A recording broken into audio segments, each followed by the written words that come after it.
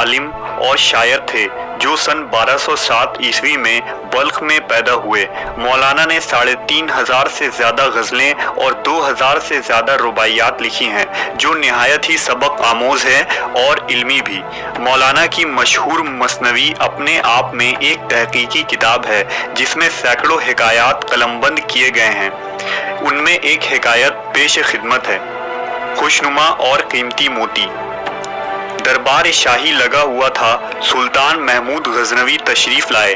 तमाम वजीर और उमरा हाजिर खिदमत हैं। बादशाह सलामत के हाथ में एक मोती था।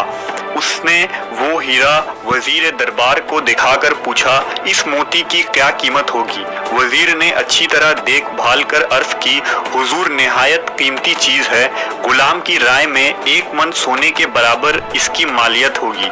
बहुत खूब, हमारा अंदाज़ा भी यही था। सुल्तान ने हुक्म दिया, इसे तोड़ डालो। वजीर दरबार ने हैरत से सुल्तान की तरफ देखा और हाथ बांधकर बोला, जहां पनाह इस मोती को कैसे तोड़ूं? मैं तो हुजूर के मालो मनाल की निगरां और खैरखां हूँ। सुल्तान ने कहा, हम आपकी इस खैर खाही से खुश हुए। थोड़ी देर बाद सुल्तान ने वही मोती नायबे वजीर को दिया और उसकी कीमत दरियाफ्त की। वजीर ने अर्ज की, हुजूर आजिज हूँ इसकी कीमत का अंदाज़ा करने से।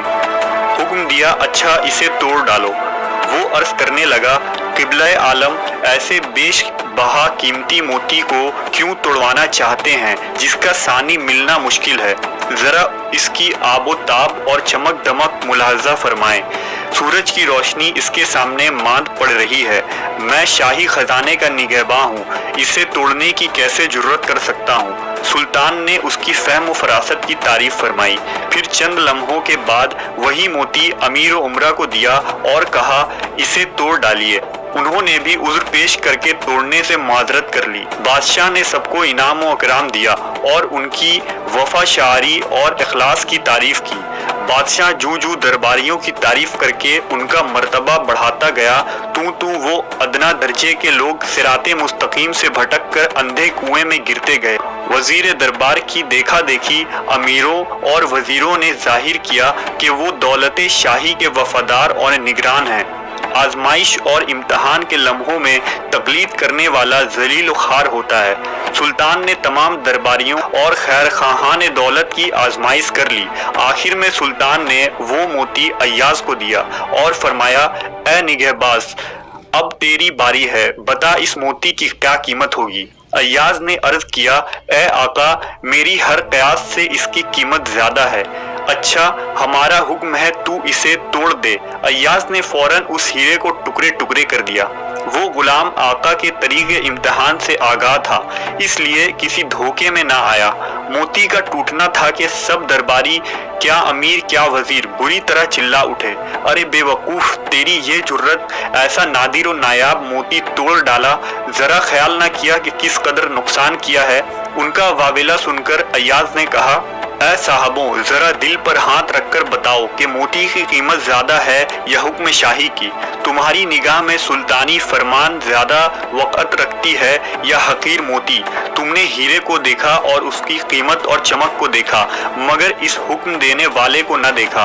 वो रूह नापाक और बदखसलत है जो एक हकीर पत्थर को निगाह में रखे और फरमान शाही को नजरअंदाज कर दे। जब अय्याज ने यह भेद सरेआम खोला तब तमाम अरकान दौलत व मनसब की आंखें खुली। नदामत और जिल्लत से ये हाल था कि किसी की गर्दन ऊपर नहीं उठती थी। सुल्तान के सामने ये उज़्र पेश करना चाहा कि वो खैर खाही माल में शाही फरमान की अहमियत को भूल गए। सुल्तान ने कहा, मामूली पत्थर के मुकाबले में तुम मेरा हुक्म तोड़ना ज्यादा जरूरी समझते हो।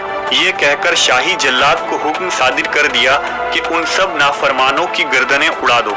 अरकान दौलत खौफ से थरथर कांपने लगे। अय्याज को उनकी बेबसी पर रहम आया। हाथ बांधकर सुल्तान से अर्ज करने लगा, ए आका और ए माफ कर देने वाले, इन बदबख्तों की गफलत और नादानी का सबब महज तेरा कर्म और सिफ्त अफो की ज्यादती है।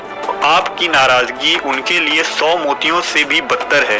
तेरी मेहरबानियां हम पर गालिब हैं और हम इनके बोझ तले दबे हुए हैं। मेरी क्या हैसियत और क्या हकीकत, मगर इतना अर्ज करता हूँ कि इन मुजरिमों के सर भी तेरी ही दीवार से लगे हैं। बेशक ये बाजी हार गए, मगर इतना तो हुआ कि अपनी खता और जुर्म से आगाह हुए, इसलिए उन्हें माफ कर दे। बादशाह ने अय्याज की सिफारिश कबूल की और सबको माफ कर दिया। मौलाना रूमी फरमाते हैं, अय्याज मिजाज शाही का रम्ज़ शनास था।